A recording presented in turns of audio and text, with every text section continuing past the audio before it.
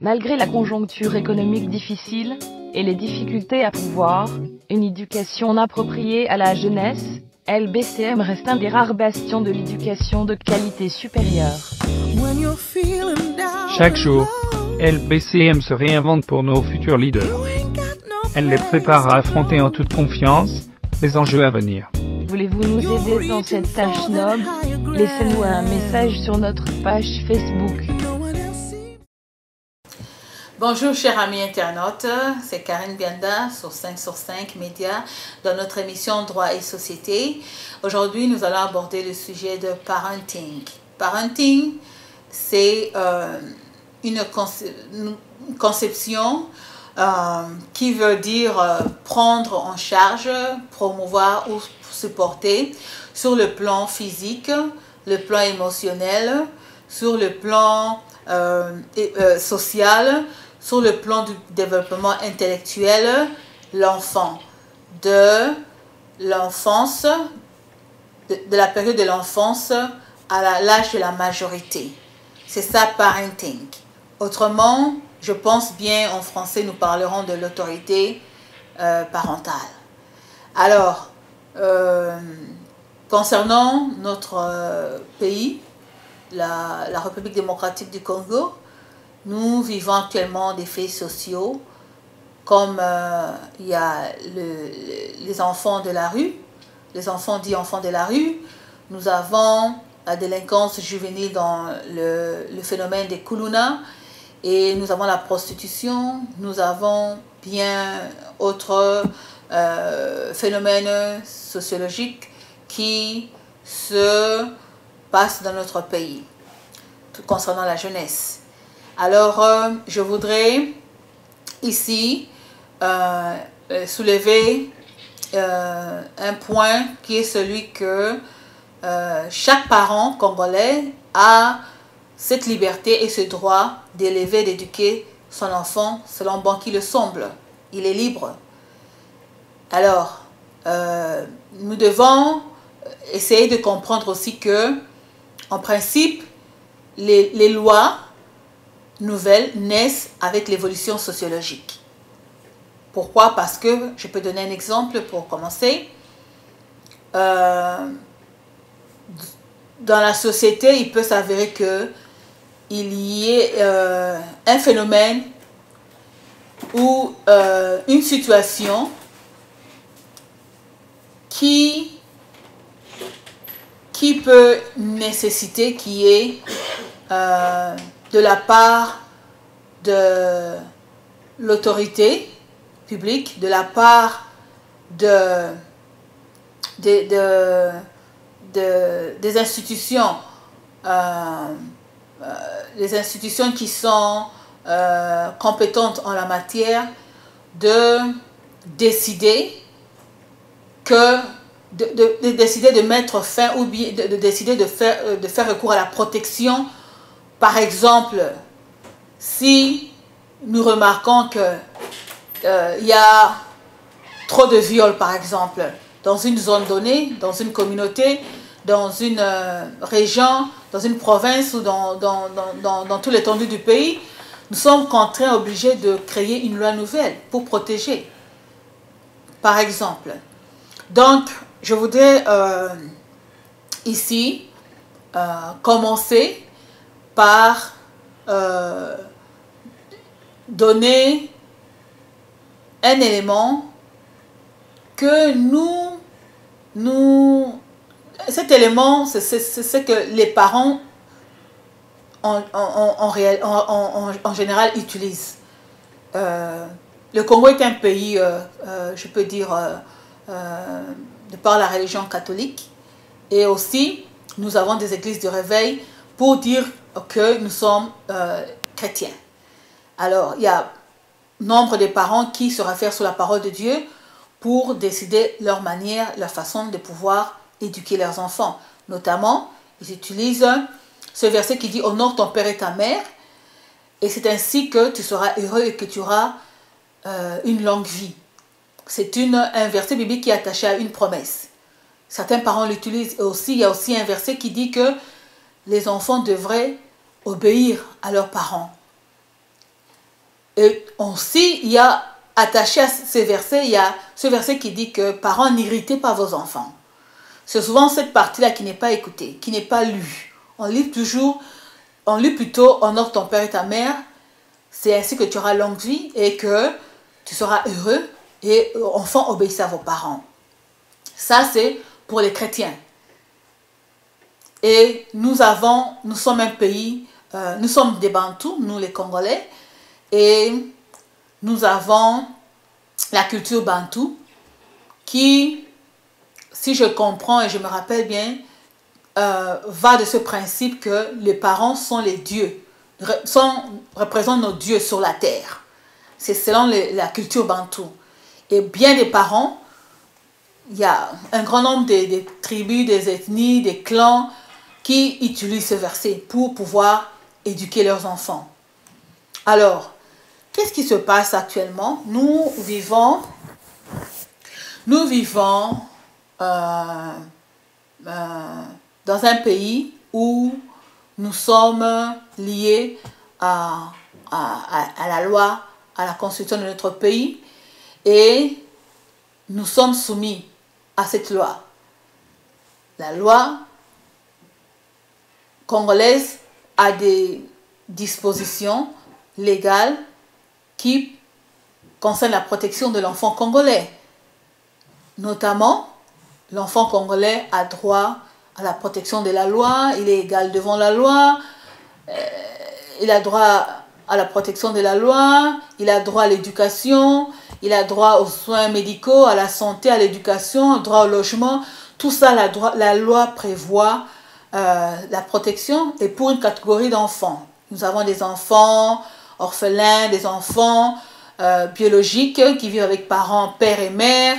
Il y a les enfants adoptés, les enfants situation difficile, les enfants sans parents, des enfants réfugiés. Donc il y a toute une catégorie des enfants que notre loi énumère en fait. Je voudrais aujourd'hui parler plus sur un phénomène je voudrais parler sur ce phénomène, c'est un phénomène qui est vraiment, que nous vivons couramment, des enfants, les enfants de la rue, et mettre un accent sur les valeurs morales, les mœurs que ces parents qui sont supposés recevoir, sont supposés être honorés par les enfants, ces parents qui sont supposés obtenir l'obéissance de la part de ces enfants, c'est plutôt ces enfants qui sont mal encadrés, qui sont rejetés, qui sont dans la rue et qui sont ennemis de la société. Alors, comment voulez-vous comprendre aujourd'hui? Nous avons, comme toujours, nous avons toujours des justifications, des explications. Nous avons toujours eu ça. C'est un des éléments pour lesquels nous devons aussi vraiment bannir les justifications, jouer aux victimes, jouer aux victimes d'un système, victimes d'un système politique, et on devient démissionnaire de la sorte. Comment voulez-vous comprendre aujourd'hui? Je vais maintenant, je vais donner des exemples. Comment voulez-vous comprendre? Vous êtes parents. Vous voulez que les enfants vous honorent, vous voulez que les enfants puissent vous obéir. Et aussi, vous êtes supposés être les dieux, entre guillemets, les dieux de ces enfants-là sur la terre. Comment vous vous comportez? C'est aussi un problème. Par exemple, toi tu es parent. Comment tu peux prendre la dot de ta fille qui va se faire deuxième bureau? Tu vois que, comment est-ce que l'enfant peut t'honorer? Le jour où l'enfant voudra revendiquer ses droits ou bien ne pas obéir, comment est-ce que vous allez faire? Vous allez maudire l'enfant? Parce que ce principe-là que les parents sont des dieux sur la terre, c'est un principe qui n'est pas moi, parce que c'est un principe, c'est ça la culture bantou. Mais maintenant là, quand vous n'avez pas de bonnes mœurs, comme ça là, vous vous engagez comme ça, à faire marier votre fille, prendre la dot de votre fille qui se fait deuxième bureau, troisième bureau, quatrième bureau, qu'est-ce que vous pensez? Vous pensez que l'éducation est bonne? Vous pensez, qu'est-ce que vous pensez? Que l'initiative est bonne? Et maintenant, les enfants ont peur de refuser certaines initiatives que vous prenez dans le mal à cause de la peur de la répression que si, comme vous êtes des dieux là, sous des enfants sur la terre, si l'enfant n'obéit pas, il y aura une sanction. Vous voyez un peu que vous détruisez vous-même le futur de nos enfants. Comment est-ce que vous pouvez prendre la dot d'un enfant qui se fait deuxième bureau? Donc, l'enfant a volé le mari d'autrui. Elle se fait deuxième bureau. Comment vous pouvez comprendre ça? Elle risque de perdre sa vie parce que la première femme peut aller faire des gris-gris. Elle peut même liquider la fille, votre fille. Vous la vendez délibérément comme ça. Vous la vendez délibérément. Vous voyez que c'est comment est-ce que vos enfants... Comment est-ce que vos enfants vont pouvoir vous honorer? Aussi, vous amenez l'enfant à commettre un crime parce que l'adultère, c'est une infraction dans le code de famille. C'est une infraction. Vous amenez l'enfant à commettre l'adultère avec l'homme d'autrui et vice-versa. Vous voyez un peu? Aussi, ces parents qui encouragent les mariages précoces. Bien sûr que nous avons une faille dans notre code de la famille. Nous devons changer que le mariage pour la fille et l'âge pour le mariage de la fille, c'est de 15 ans, révolu. 15 ans, l'enfant, la fille de 15 ans, elle est encore un enfant, elle n'a pas atteint la majorité. C'est-à-dire que c'est comme, je ne peux pas appeler ça la pédophilie, non. Parce que un enfant de 15 ans, vous l'engagez au mariage précoce parce qu'il y a la crise et c'est elle qui doit subvenir aux besoins de la famille. Alors vous l'envoyez comme ça au mariage. Parce que le code de la famille permet le mariage à l'âge de 15 ans. Ça, c'est la pédophilie. Parce que la fille de 15 ans a de l'avenir.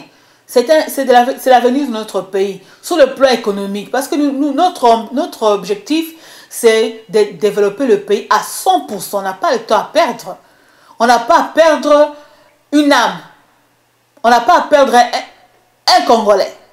Si je peux dire. Donc, tout Congolais est utile au progrès et au développement de notre pays. Alors, à 15 ans, la fille va au mariage précoce, pédophilie. Et ensuite, elle va aller maintenant pour vous nourrir, tout ça, vous parents. Comment elle va vous honorer comme ça? Vous avez détruit son futur. Parce qu'à 15 ans, elle est bien fraîche, bien d'ambition. Elle peut aller à l'université, terminer ses études, faire le choix du mariage et s'engager dans le mariage. Mais du moins, elle sera du moins productive pour la société congolaise, pour le pays. Et en plus, vous savez bien que, vous parents, vous savez bien que la femme mariée, jusqu'à présent dans notre pays, a besoin de l'autorisation maritale. Alors votre fille, si elle se retrouve entre les mains d'un monsieur mal intentionné, vous voyez que vous perdez.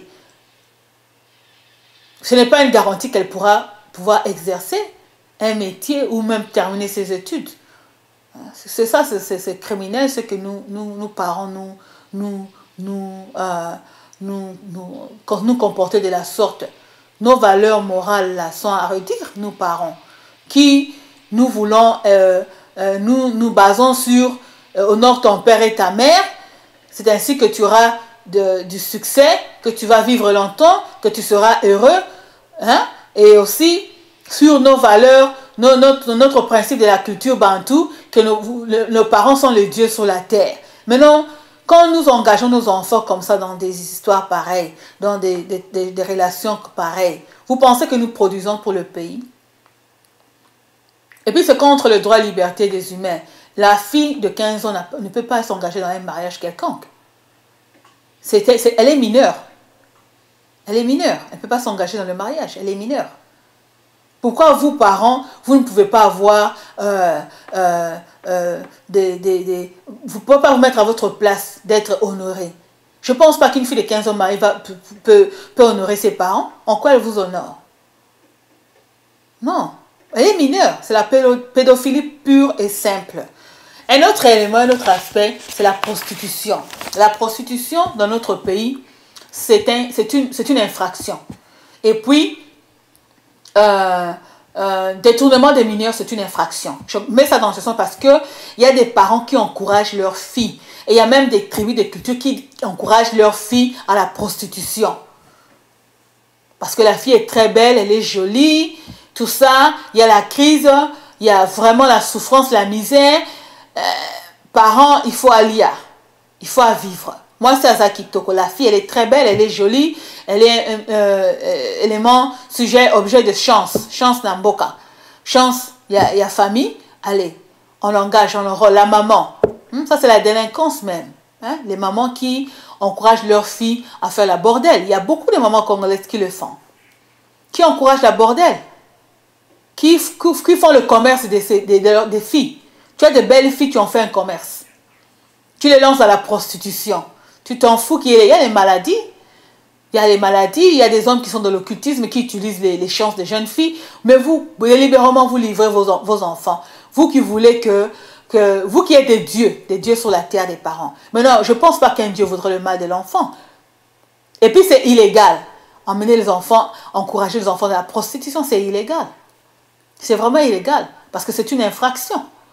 Vous êtes à blâmer, à sévir. Les enfants sont dans la prostitution à cause de la crise. Pour nourrir la famille, on encourage. Les jeunes filles courent derrière les hommes mariés, les hommes qui ont l'argent, ou j'entends même les gens de la Monique, là, ils font les affaires comme ça, hein, avec nos jeunes filles. Ça, ce sont des valeurs qui sont vraiment à redire. Et ensuite, nous avons aussi les parents qui sont conservateurs. Ces parents qui sont conservateurs, qui ont la rigueur. Ils ont leur loi que dans leur maison, on ne peut pas leur déshonorer. C'est-à-dire que la fille ne peut pas amener une grossesse.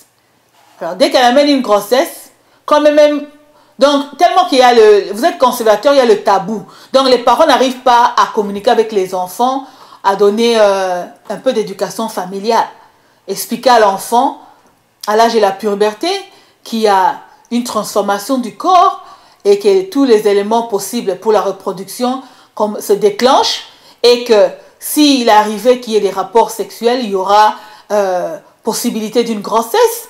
Vous ne parlez pas de ça à vos enfants. Vous créez tout un tabou, c'est un tabou. Vous ne parlez pas, vous ne contrôlez pas les enfants savoir qu'est-ce qu'ils font avec leurs amis. Vous ne prenez pas le temps de communiquer, d'avoir des dialogues avec vos enfants. Donc, ce que vos enfants peuvent faire, vous n'êtes même pas informés parce qu'il y a trop de tabous. Parce que vous êtes conservateur de la tradition. Hein? Les enfants maintenant vont à l'extérieur, ils vont apprendre par-ci, par-là à l'école, chez les amis, chez les voisins, même en famille. Quand ils vont en famille, vous ne savez pas, vous n'êtes pas informés. Ils connaissent même ils connaissent ce qu'on appelle le terme utilisé, les rapports avec membres de famille. Ils commencent à avoir des rapports, ils arrivent à avoir des rapports sexuels avec les membres de famille. Hein? Vous voyez un peu? Inceste. Yeah, l'inceste. Il y a même l'inceste. Parce que tabou, vous cachez. On n'arrive pas à s'adapter au progrès, à la modernisation, par exemple. Parce que si toi, parent, tu n'arrives pas à maîtriser ta fille ou ton enfant qui commence à avoir des copains, parce qu'il faut expliquer tout à l'enfant avant, à l'âge de la puberté. Et l'enfant va découvrir dehors, elle peut avoir des... Parce que vous, parents qui êtes de Dieu,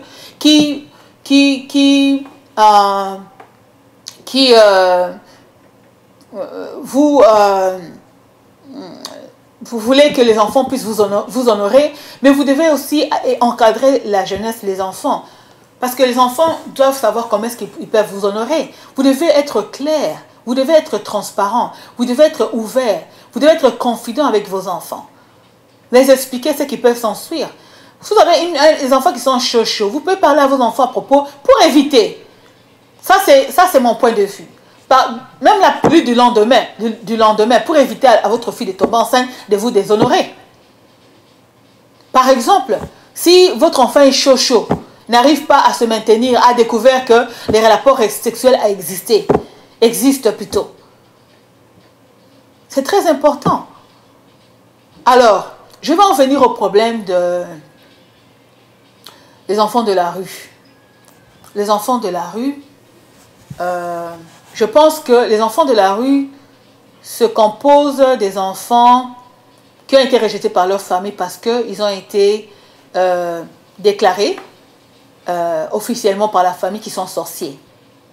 Et aussi, il y a des enfants de la rue qui se retrouvent dans la rue parce que à cause de rupture ou bien la crise familiale, c'est-à-dire que les parents ne se sont pas convenus et ils ont décidé de se séparer. Et comme toujours, il y a cet aspect où autre encore, le papa est polygame et il se retrouve avec une seconde ou une autre femme qui va prendre en main la maison, prendre la gestion de la maison, et conflit entre ses enfants et la nouvelle conquête, et les enfants vont se retrouver dans la rue. Le papa abandonne les enfants parce qu'il a choisi sa nouvelle conquête, et il perd sa responsabilité de prendre soin de ses enfants. C'est ça, les enfants qui se retrouvent dans la rue.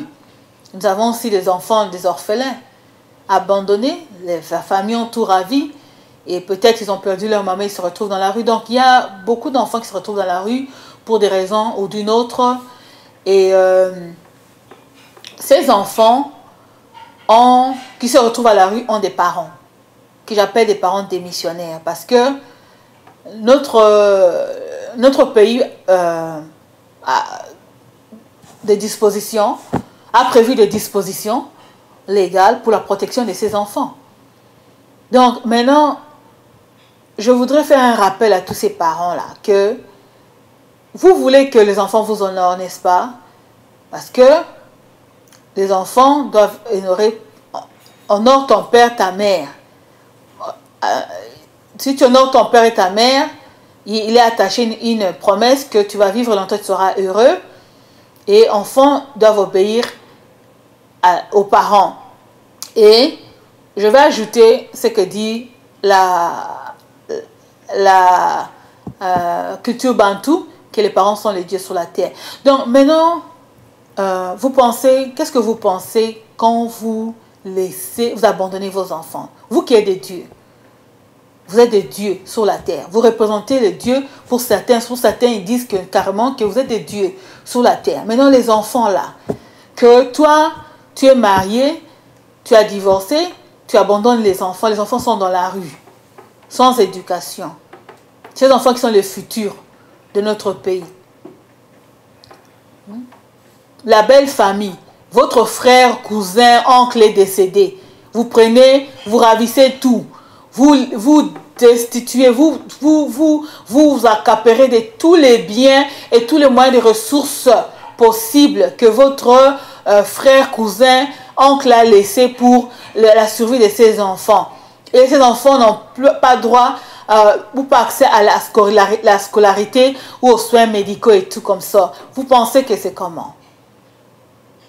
Qu'est-ce que vous pensez? Ces enfants sont congolais, sont le futur du pays. Ça ne va pas. Nous devons changer. Nous, parents, nous devons changer. Nous devons prendre conscience que les enfants sont un don que Dieu nous a donné. Dieu nous a donné des enfants. Il y a des femmes qui cherchent des enfants. Il y a des femmes qui souffrent, qui sont malmenées dans leur ménage parce qu'elles ne donnent pas, elles ne mettent pas au monde. Ces femmes souffrent. Certaines même sont parties sans avoir eu des enfants. Alors nous avons cette possibilité d'avoir des enfants. Ces enfants qui sont le futur. Parce que quand nous faisons ça à nos enfants, la vie c'est un cycle. Nous aussi nous étions des enfants, n'est-ce pas? Moi je peux donner mon exemple, j'étais enfant. Moi j'étais enfant. Si je suis arrivée aujourd'hui, je suis devant l'écran, je peux parler. Je peux m'exprimer en français. C'est à cause de mes parents. Mes parents ont pris soin de moi. Ils se sont assurés que je dois aller à l'école. Ils m'ont donné cette possibilité d'aller aux études. J'ai bénéficié des soins médicaux. Ils se sont souciés de ma vie physique et aussi, je peux dire, vestimentaire, c'est-à-dire qu'ils m'ont vêtu. Ils ont pourvu. Ils se sont démerdés pour faire de moi ce que je suis aujourd'hui. Je suis le fruit de mes parents. Si mes parents m'avaient mis dehors, si mes parents n'avaient pas pris soin de moi, je n'allais pas être utile comme je le suis aujourd'hui pour communiquer, par exemple. C'est un exemple. Je communique aujourd'hui. Pourquoi? Parce que mes parents prennent soin de moi. Et demain, je pourrais... ce que moi j'ai appris de mes parents, c'est ce que j'amène aussi. Je communique à mes enfants. Je le fais pour mes enfants. Et c'est un cycle, c'est la suite.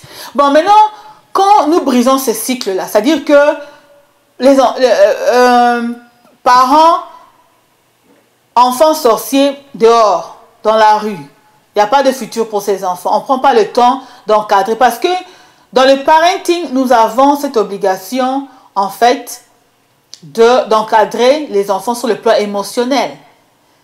Hein? Je peux aussi prendre sur l'aspect spirituel. Si l'enfant est sorcier, vous êtes parent, vous assumez la responsabilité. Prenez soin de cet enfant. Vous pouvez amener à l'église. Vous pouvez vous-même aussi prendre la responsabilité de pouvoir prendre soin de cet enfant. Il y a des centres de rééducation, je ne sais pas, il y a beaucoup de programmes sur le plan social. Et même actuellement, nous avons la technologie avancée avec l'Internet.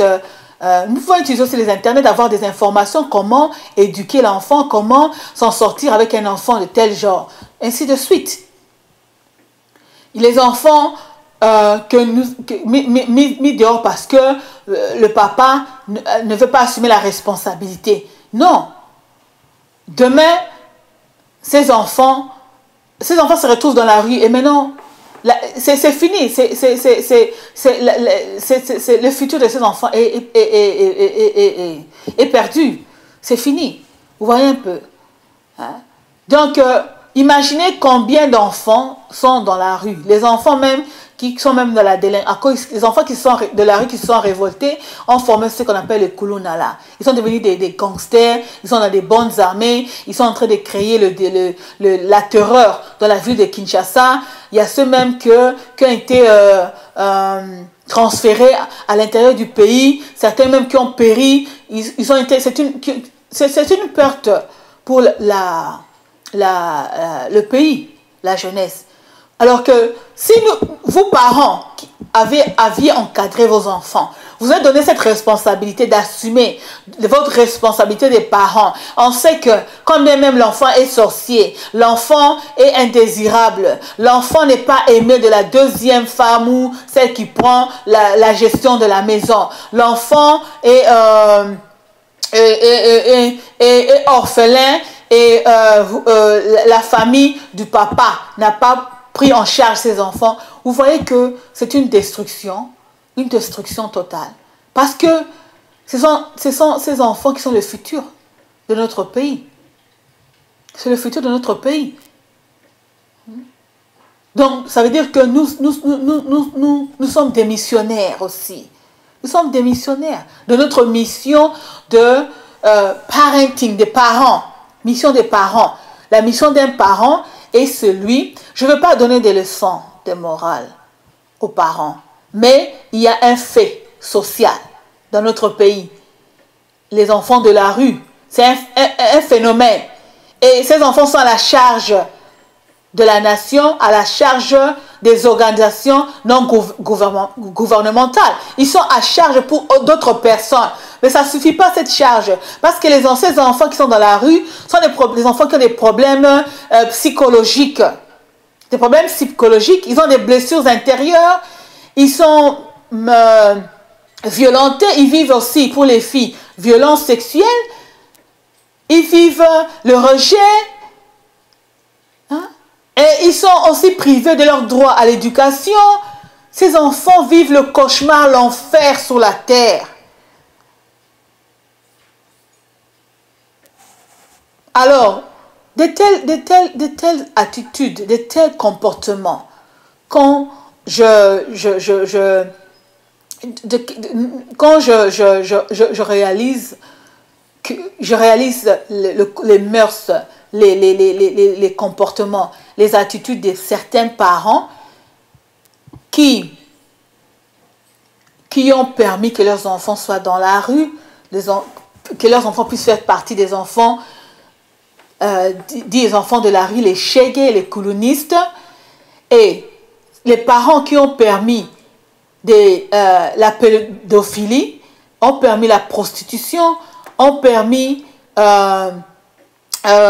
les avortements, parce que les avortements amènent, il y a des risques dans les avortements, il peut s'en suivre la mort. Donc tout ce que les parents là ont permis dans la vie de leurs enfants, sciemment, consciemment,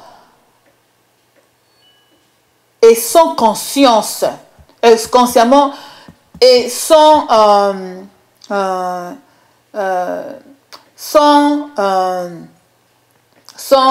culpabilité. Non, c'est vraiment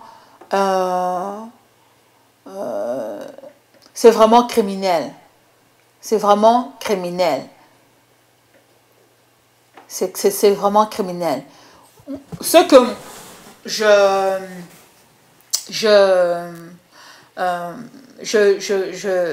je propose, je ne veux pas donner des leçons aux parents parce que moi-même je suis parent. Je ne veux vraiment pas donner des leçons, mais je suis en train d'exposer les phénomènes que nous vivons au pays. Et ça concerne maintenant tout le monde. Ça me concerne tout le monde. C'est un sujet qui concerne tout le monde.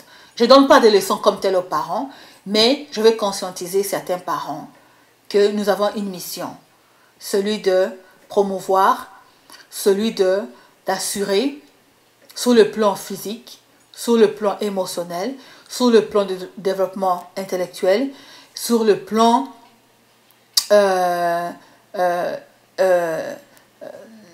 émotionnel, éducatif, les enfants. Nous avons cette mission de pouvoir prendre en charge, de pouvoir protéger les enfants, de pouvoir encadrer les enfants, la jeunesse. Nous avons cette mission.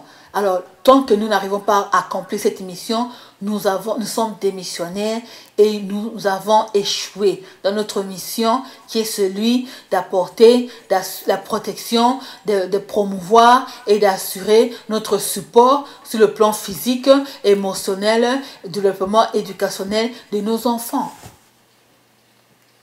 Et nous ne sommes pas différents des criminels et nous ne sommes pas différents d'être appelés, qualifiés de délinquants. Nous sommes aussi des délinquants.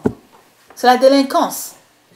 Encourager l'adultère, on sait que nous mangeons la dot d'un deuxième bureau, d'un enfant qui va au deuxième mariage, deuxième bureau, qui s'engage dans un mariage polygamique.